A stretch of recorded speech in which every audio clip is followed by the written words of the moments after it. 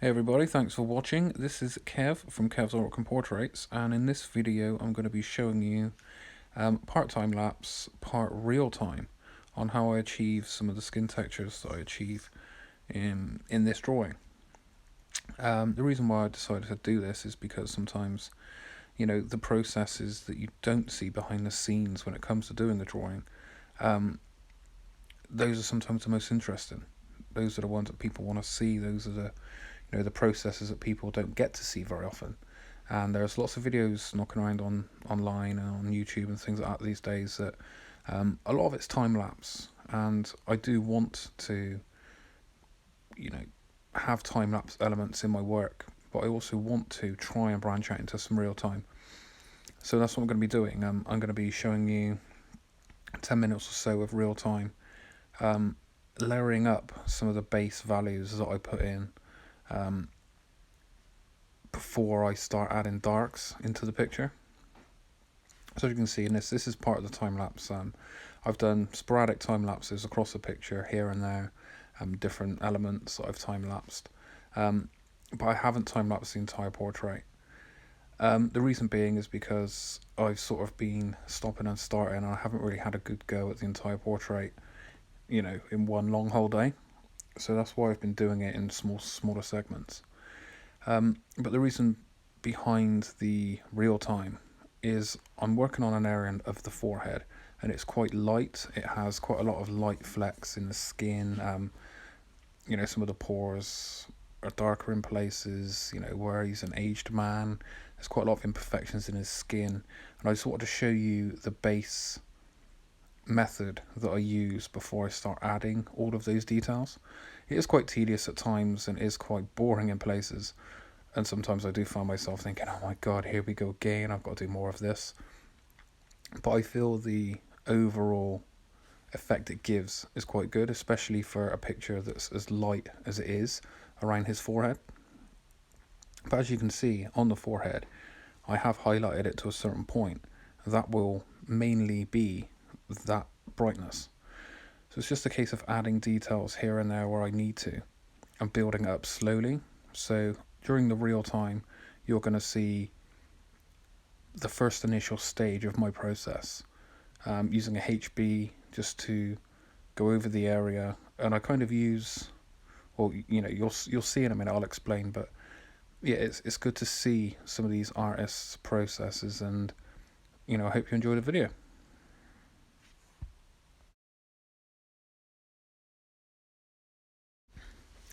So I've zoomed in a bit closer to the picture, and I am using my supermarket bought HB mechanical pencil. And what I've done is I have worked the edge into a flatter shape, solely because this area does not require any sharpness to it. A lot of it is blended, a lot of it is just HB blended into lighter tones, and I can achieve this with a HB pencil and a blending stump and an eraser. That's all I need for this base tone. Like I said, I'm not trying to go in with detail straight away. I'm just trying to build up a base that I can work on top of a little bit later on. So I will carry on and do the entire forehead using this method before I start adding major highlights, major darks.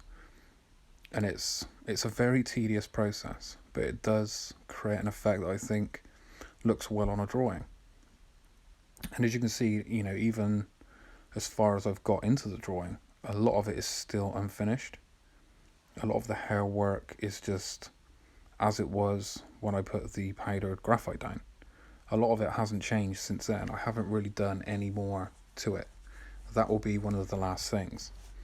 I normally keep aside maybe 4 to 6 hours on a large drawing just for touch-ups, adding darks where I need to, adding extra highlights, taking a step back, going back to it 10 minutes later, having another look. I spend a few hours doing that sort of thing, and it does actually help. My partner, Kirsty, she helps me quite a lot. She's okay at drawing, but her eye for what it needs or what's missing is quite good, so I do rely on her occasionally. You know, she will look up and say to me things like, "Oh, I think it needs to be a bit darker here," and after taking a second look, more often than not, she is right. But on the right side of his face, as you can see on the right side of his forehead here, it's got more detail. That is almost complete. I still need to go over with darks and extra highlights, even on that section. So as you can see, it's a long way off of being complete. So I'm just adding more and more of these small circular motions, just darkening up where I need to darken up. And I will go over later on with a blending stump just to smooth it all out a bit and take away any scratchy bits that I have left behind.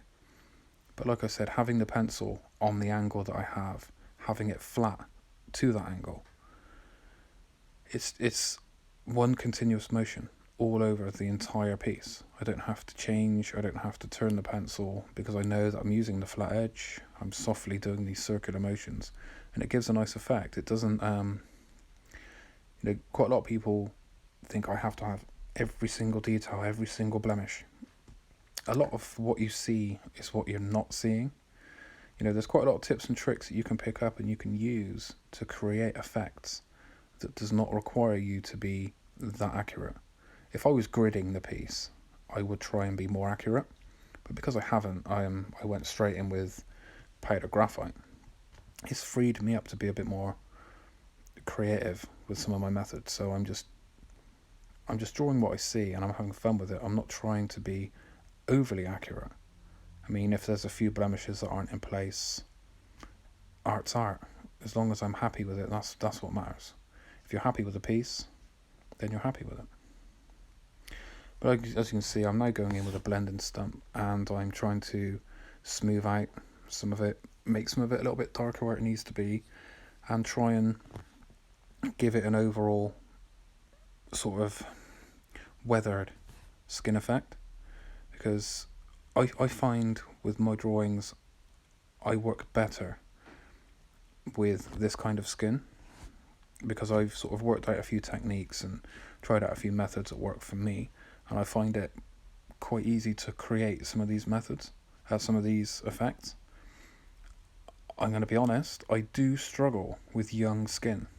Something about the smoothness and the blemish-free look of a child's face, say, it's trickier for me than this is.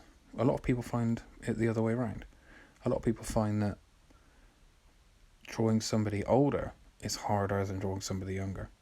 But it's all depends on the preference and how if you feel comfortable. Like what I've done now is I'm going to a 3B with the Koei Nor Hardmouth. It's a 3B. I haven't got it in a graphite stick. I've only got it in this standard pencil. And what I'm doing now, I'm looking at the drawing, the reference, and I'm picking out. I'm just scratching off some of the inside pencils. Occasionally you get like a scratchy bit. That's just where there's too much fixative in the graphite.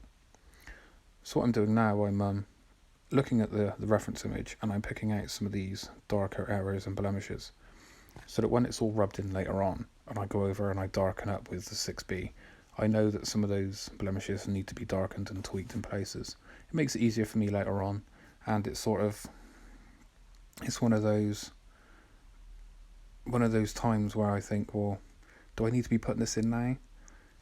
Yeah, I do, because it makes it easier for me in the long run. It just speeds up the drawing for me, because I wouldn't want to have to go back after doing a lot more of this process and think, right, this bit needs to be dark, this bit needs to be dark, because I've already got it there. So doing that as I go on this base tone, it helps me out loads. So while I'm adding in some of these darker blemishes with the 3B, go down to the comments and let me know if you have any methods that you would like me to try, or if you have any ideas on trying to perfect a certain method for drawing this type of skin. Let me know, and I'll give them a go. Try and explain in as much detail the process, and I'll try and sort of work it out in my own time and see if I can understand the process from what you've written down.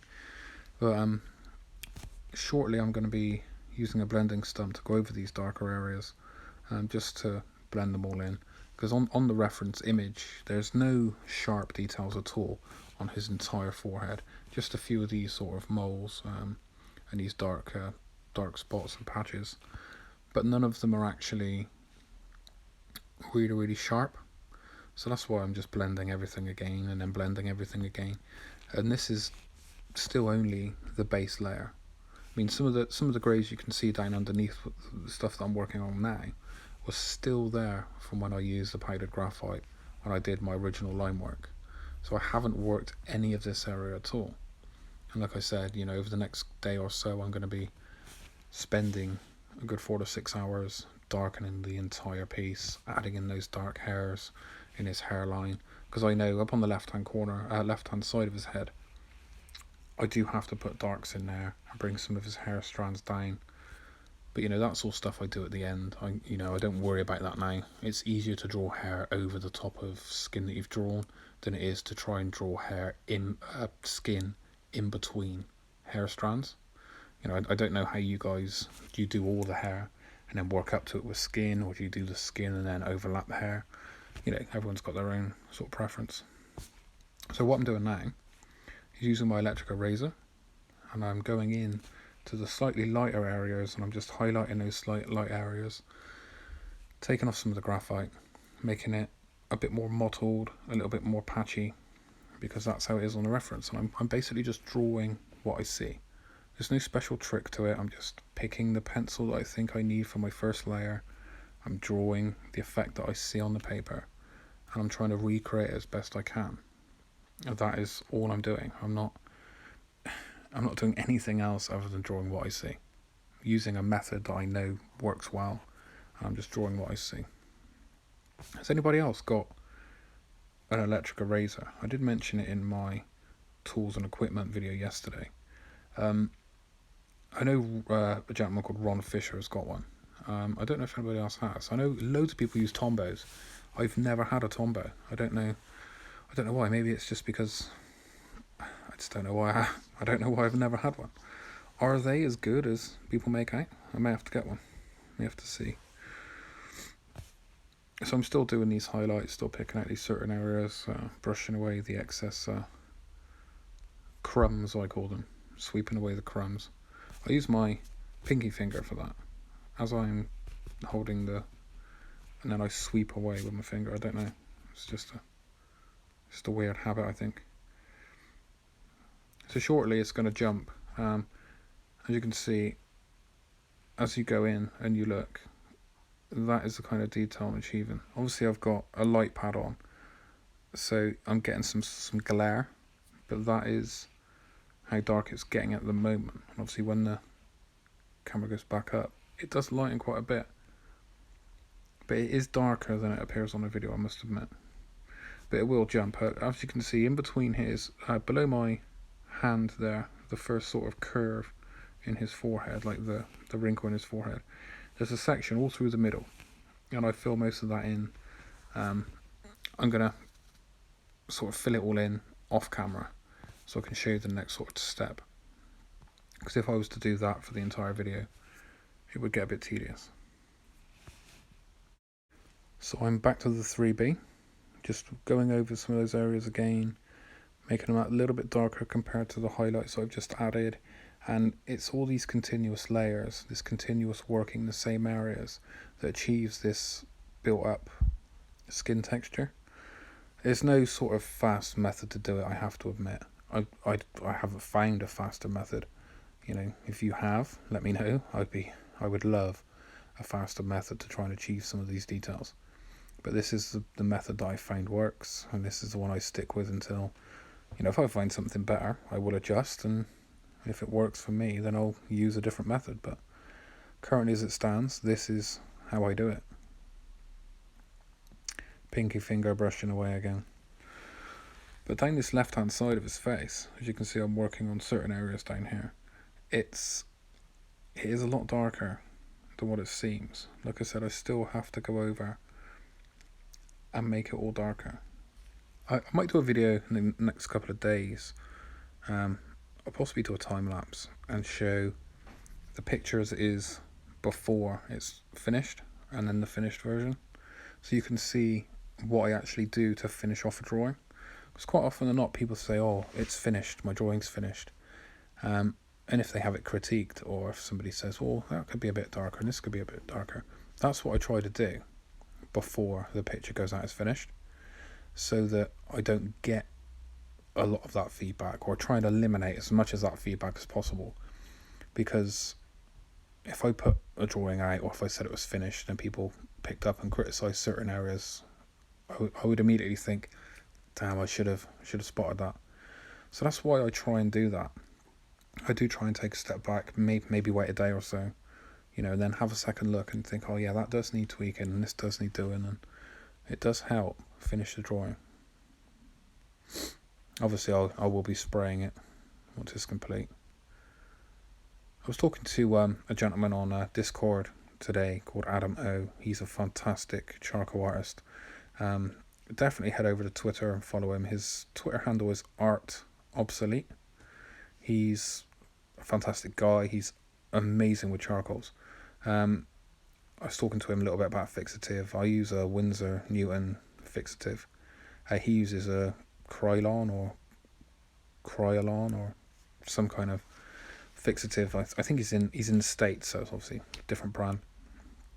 But yeah, do you know sort of anyone who uses a workable fixative, or if you just use standard fixatives? I mean, I kind of know the difference between the two, but I didn't know if you had any preferences. If any of you watching know of any fixatives that work really well, or something that are absolute stay away from, let me know. It's always nice to know if you extra equipment. So in a second the video is going to jump. I did carry on and do a little bit more of this section off camera, just so it helped speed up the viewing process for you guys.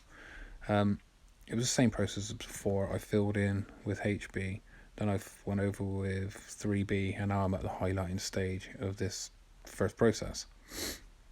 Once I've done the entire forehead using this process, I will go up to a 6B, and then I will repeat the process again as I did first time, just with darker shades, and then slowly build up the layers. If you go in dark too quick, you're going to have patchy, it's going to look a little bit like cheetah fur, like patchy and dark and circles everywhere, and you're not going to have that. You can only get the effect by using the grades of pencil, building up the layers, and not going into dark too quick. Sometimes you can. Sometimes with certain skins you can go in with a 4B or a 6B straight away if it's in a shadow, or on the right hand side of his face there, that's predominantly 4B work. I didn't use a lot of HB at all because I knew that was a darker area. But for skin that's off-white or very close to the base paper, this technique builds it up slowly, and it gives the illusion of light shine without actually using too much darkness to achieve it. Because quite a lot of people use a lot of dark to highlight the white, to sort of complement it. I don't do that where I don't have to. So I just try and, with the build up of the layers, it gives it a fullness. I think that helps create the illusion of highlight without actually having to have darks next to it to prove or to show that it's a highlight. But I use a kind of stippling technique when I use the eraser. I'm just cleaning it there, as you can see just off camera. I'm cleaning the end so that it takes off more of the graphite in a quicker fashion. But I find a stippling technique creates this mottled look, and I haven't been able to get that same look with a normal eraser. I don't know whether the Tombow Mono can achieve the same. I presume it can, because I haven't actually got my electric eraser spinning. I'm just prodding and dabbing, so I'm assuming a Tombow would do the same thing. But like I said, I haven't got a Tombow. I have seen them, I've seen people using them before. I just don't know whether it's a waste of... Do they have infills that go into them? Or can you... Obviously you can cut them into like angles, and I don't know whether... How many infills do you get? Do they last long? I don't know. So like what I'm doing now is I'm still adding these white highlights in the skin. I'm going over areas that I think, well, this needs to be a bit lighter, and I'm constantly glancing to my right all the time. I'm sort of looking more at the reference than I'm looking at the drawing, which I think people make a mistake of doing.